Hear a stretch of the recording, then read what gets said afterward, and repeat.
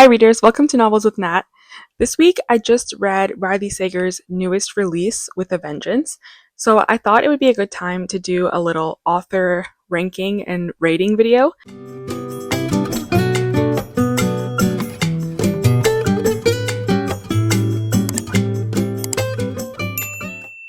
So I'm going to go through all of his books. He has 9 published books under the name Riley Sager.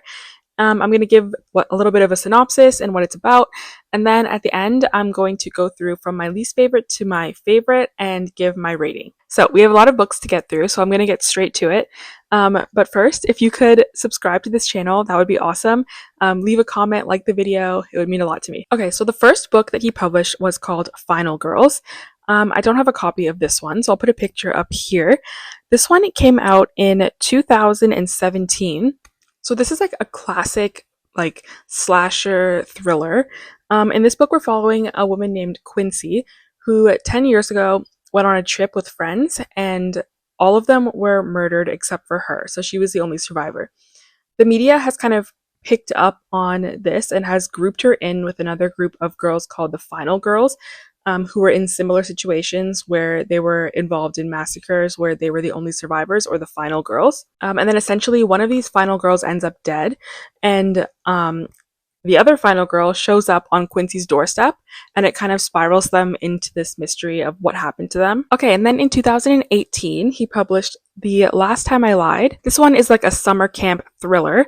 Basically, 15 years ago, our main character, Emma, was at a summer camp, and her cabin mates in the middle of the night snuck out, and then they were never seen again. And so she was the last person to have seen them. So now, in the present day, the new owner of this camp, her name I believe is Francesca, she has kind of suggested to Emma that she come back and work at the camp as a counselor. And so Emma decides to do that.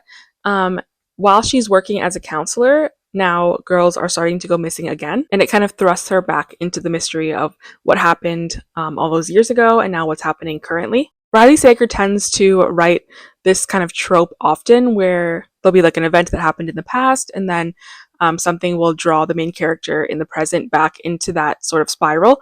It's a pretty common thriller trope for a lot of authors, but Riley Sager definitely uses that one. And then in 2019, we got Lock Every Door. This one is kind of like a haunted apartment type of story. So in this book, we're following a main character named Jules. She sees an ad for an apartment sitter where she is just asked to come and watch over this like really fancy apartment while the owners are away. And so she ends up taking this job. It's in a building called the Bartholomew. And when she gets there, she kind of meets the staff of the building and some of the other people that are living there. And she also meets another apartment sitter called Ingrid. And so she gets to know her, and they kind of become friends. And then one day, Ingrid goes missing. And this leads Jules to kind of investigate the history of the Bartholomew, where she finds out that Ingrid wasn't the first apartment sitter to actually go missing. And so now she's kind of investigating and trying to figure out what's happening to these apartment sitters, and could she possibly be next. And then in 2020, we got Home Before Dark. I don't have a copy of this one, so I'll put a picture up. In this book, we're following a main character named Maggie. 25 years ago, her and her parents moved into like a Victorian style house. And then really strange, odd occurrences started happening. And so after about 3 weeks, they ended up fleeing and moving out. And then Maggie's father ended up writing a book based on the events of what happened when they were living there. He called it The House of Horrors. So now in present day, Maggie has, her father has passed away, and she has now inherited this house. And so she goes back to this house to sort of renovate it and get it ready to put on the market for sale. And she was always kind of skeptical about the things that her father was saying that were happening when they were living there. She was too young to actually remember if these things were true or not. But while she's living there in the present day, these things do start to occur again. And so now she's starting to believe the things that her father had said. And so again, she's thrust back into the mystery of what's going on in this house. And then in 2021, he published Survive the Night. This one, we're following a woman named Charlie, and she's a college student, and she wants to go back home. So she ends up looking at the university's like ride sharing bulletin board, I guess, where people like will post ads if they want to like carpool with someone. And so she ends up carpooling home with another student. His name is Josh. And as she's driving with Josh, she starts to realize that his story and what he's saying isn't quite adding up and just seems a bit odd. And so she starts to suspect that Josh could actually be a person who has been referred to as the campus killer. There's been three murders on campus so far, and she's suspecting that he might be the person. And so now she's stuck in a car with him for however many hours. And so the mystery unfolds from there. And then in 2022 was The House Across the Lake. This is like a summer thriller. It takes place at a lake, of course. So in this book, we're following a woman named Casey. She is an actress who has been recently widowed, and she sort of had some like bad publicity about her. And so she decided like to get away from everything and to just kind of have a reset. She wants to go and stay at this cabin on the lake for a little bit. While she's there, she meets a couple. They were called Tom and Catherine. And so one day she notices that Catherine was drowning in the lake, and so she ends up saving her, and she was fine. But then Catherine soon goes missing. And so now Casey is wrapped up in the mystery of what happened to Catherine and where did she go. And then in 2023 was The Only One Left. In this book, there's a character named Lenora, and when she was 17, she was said to have murdered her family. But there wasn't enough evidence for the police to actually convict her. And ever since the event, she has not left the home where it supposedly the event took place. That's what's on the cover, that sort of cliffside mansion. And so now in the present day, she's much older. She requires help and nursing staff. And so a woman, the main character that we're following, Kit, she ends up getting hired to be Lenora's nurse. And Lenora had some kind of medical complication. I think it might have been seizures, where she's no longer able to speak. And so she's only able to communicate with Kit via a typewriter. And so one day, Lenora ended up typing, like, I want to tell you everything. And so that, of course, intrigues Kit. And so they start communicating via the typewriter. And Kit is, she's wanting to get the full picture of what happened all those years ago. But she's also a bit scared and nervous around Lenora. And so the mystery unfolds from there. Okay, second last one. In 2024, we got Middle of the Night. This was actually Riley Sager's first and only book where the main character is a male. This book is similar to many of the others where there was an event that happened in the past, and now the main character is kind of thrust back into that situation in the present and trying to solve the mystery. So in this one, when our main character, Ethan, was younger, he was having like a tent sleepover type of camping thing in the neighborhood with another boy that lived there named Billy. And then when Ethan woke up, the front of the tent was slashed open and Billy was gone and was never seen again. And so now Ethan's moved back to this small town and he's trying to figure out what happened to his friend all those years ago. And then the most recent release, this one came out about a week ago, and it is With a Vengeance. So this one has a slight historical fiction aspect. It's still completely a thriller though.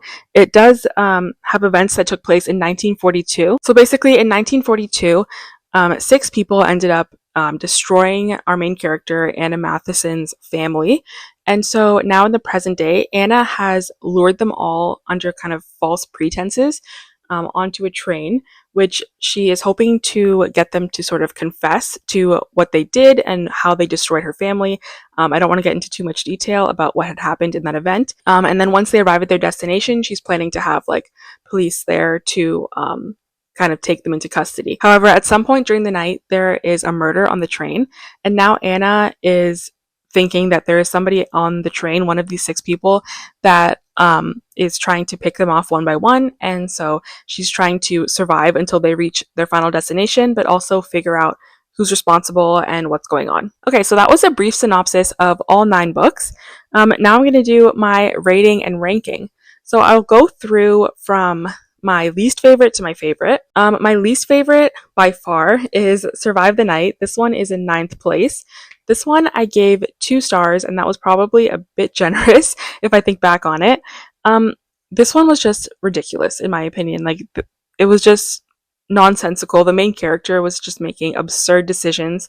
I saw the twist coming. There was no surprise or shock factor.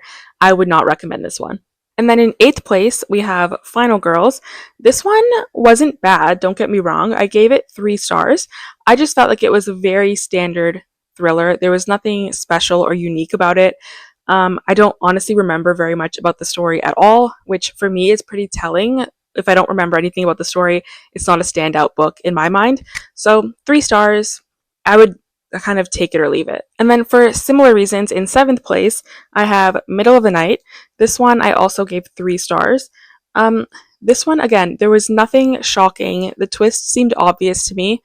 It just seemed like a very standard missing person type of thriller. Um, I just felt like there was nothing new about it, but I didn't regret reading it. It was a fine time. Again, this one sort of take it or leave it. And then in 6th place, I have The Last Time I Lied. This one, I really did enjoy the ending. I liked how this book wrapped up. I just felt like the middle, in particular, dragged on a lot, and I started losing interest a bit in the middle sort of 100 pages. But the vibes of this one were great. It's like a really good summertime thriller. This one I also gave 3 stars, but I did prefer it slightly more than the last two. And then in 5th place, we have the most recent one. I finished this one just a couple days ago, and it is With a Vengeance. This one, I think it's not a bad book. I did enjoy it. I just think the trope is not my personal favorite. I don't tend to gravitate towards sort of locked room mysteries. They're just not my favorite. But I think of the locked room mysteries that I have read, this one is up there as like one of the best. So I would recommend this one. I gave it 3.5 stars. If you like locked room mysteries, you would definitely enjoy this one. Also, like the on a train vibe was kind of cool as well. And then in 4th place, also at 3.5 stars, is Home Before Dark. This one I honestly do want to reread. I don't remember a lot about it. It was one of the first Riley Sager books that I read. And so I gave it 3.5 stars at the time, but the more that I think about it, I'm thinking maybe it was probably a 4 star. I do remember really enjoying this one. I really like the trope of like a haunted house type of story. Like, is it haunted? Is it not? What's going on here? I love that trope. So this one is also a really good read for the fall time. It's just perfect for that time of year. Okay, now we're in top 3 territory. So in 3rd place, I have The Only One Left. This one I gave 3.5 stars. It would have been a 4 star, but there was just one main issue that I had with it. And I was enjoying the book all the way through until the last about 50 pages, where it was a case of like absolute whiplash, where I think Riley Sager was trying to throw as many twists in as he possibly could, but it just felt very rushed. And so it was hard to keep track of like who's responsible for what and who's connected to who. And it just was all just like a whirlwind. I think if those twists were refined a little bit and maybe sort of spread out a little more throughout the story, it would have had a better impact. But overall, I enjoyed the book. I just think the ending needed some work. Okay, now we're down to our last 2 books. In 2nd place, I have The House Across the Lake. This one was a case of, I'm not sure if anyone else experiences this, where you finish a book and you're like, that was ridiculous. I didn't like it. And you just kind of give it a low rating. But then that book just kind of is always on your mind and you're constantly thinking about it. And the more you think about it, the more you're like, okay, yeah, I did enjoy it. It's unique, it's different. While the ending of this one I found a bit of an odd choice, I will say that I enjoyed my experience all the way through and I couldn't really put it down. This one is like immaculate for the summertime, perfect like lakeside read. And that leaves us down to the number 1 spot, my absolute favorite Riley Sager book, and that is Lock Every Door. This one is the only Riley Sager book that I've given 5 stars. I would even classify this as one of like the books that I, in my mind, would hold as like a 6-star read. It's one of my favorite thrillers of all time, one of my favorite books of all time. I can't say enough good things about this book. I think if you're going to read one Riley Sager book, this would be the one that I would recommend every time. I think what I loved so much about this book, number one, the trope of like a haunted apartment type of thing. I love that. Also, I loved the unique twist in this one. It's not something I've ever seen done before. It's not been sort of, you can tell when thriller writers are kind of taking a twist and kind of trying to mold it into something that's their own. This one, you can tell, is completely unique. Riley Sager thought of this. I've never seen it done before. I'll also say that another one of the twists in this book, I was so shocked. I did not see it coming. I don't know if it was just me, but my jaw was on the floor. I was like, the execution of it just like gave me chills. And that's like a feeling I've been trying to find for a very long time since reading this book, and I haven't quite found that level of like shock when it comes to a twist. For me, the best plot twist I've ever read would be this book and also Behind Her Eyes by Sarah Pinborough. But yeah, 5 stars, amazing book. Okay, so that's the end of this video. I hope you enjoyed this kind of Riley Sager chat in the ranking. Let me know in the comments what is your favorite Riley Sager book, or also let me know what is your least favorite. I would love to know. I did recently post a book review of the most recent release, With a Vengeance. I'll link that video down below so you can check it out. I give a lot more in-depth thoughts on that one. I'm kind of sad now because we have to wait a whole nother year for a new Riley Sager book, but I always look forward to it. It kickstarts summer reading, so I'm very excited for whatever he's going to put out next, and I definitely will be reading any book that he releases. Thank you so much for watching. I would really appreciate it if you would subscribe to this channel, and I'll see you in another video very soon. Bye.